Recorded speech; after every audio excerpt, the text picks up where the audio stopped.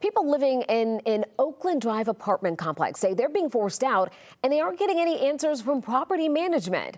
11 Alive's Molly Oak is live for us this evening outside the Bolden Townhomes. So Molly, where do things stand for these residents right now? Well, Jennifer, one woman told me that her stuff was thrown out of her apartment without her consent and without any warning, even though she says she's been paying her rent. Questions. It is an atrocity. Concerns. And it is uncalled for. Residents saying they're living in hazardous conditions at Bolden Townhomes in Atlanta. The living conditions here are horrible. The roof caved in on us while we was in that room sleep. It's a lot of shooting, a lot of drama. Today, residents told 11 Alive they were evicted, even though they say they've been paying rent, some adding they never received a formal lease.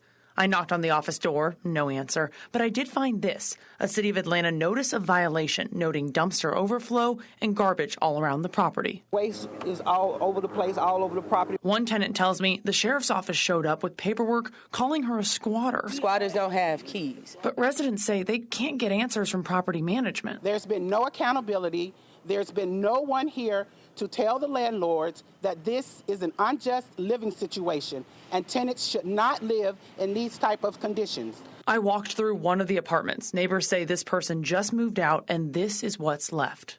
Councilmember Jason Dozier issued a statement this morning saying he's deeply concerned by the allegations. It says, in part, I stand with the tenants in calling for transparency, accountability, and a swift, coordinated response from the City of Atlanta, including our code enforcement agencies, housing officials, and legal partners. No one should face eviction or live in squalor, especially when they have fulfilled their obligations as tenants. Until then, people like Trayana Griffin. There's been no electricity for like 3 days. I got my 2 boys in there.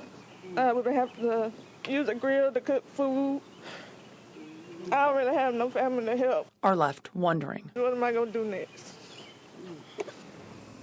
Now, I got a response from the property owners around 4 o'clock. They sent me a statement which says, in part, take a look at your screen. Over the past several months, we've faced complex challenges at this property, including unauthorized occupancy, utility theft, and damage to units. These issues have created difficult and unsafe conditions for our legal residents, our team members, and the broader community. Now, they went on to say, along with working with law enforcement, we're working actively to stabilize the property, improve conditions, and engage residents who meet our leasing requirements. You can read that full statement from the property on 11alive.com right now. Reporting live, Molly Oak, 11 Alive News. Yeah, certainly a difficult situation, Molly, for many of those families. Thank you so much.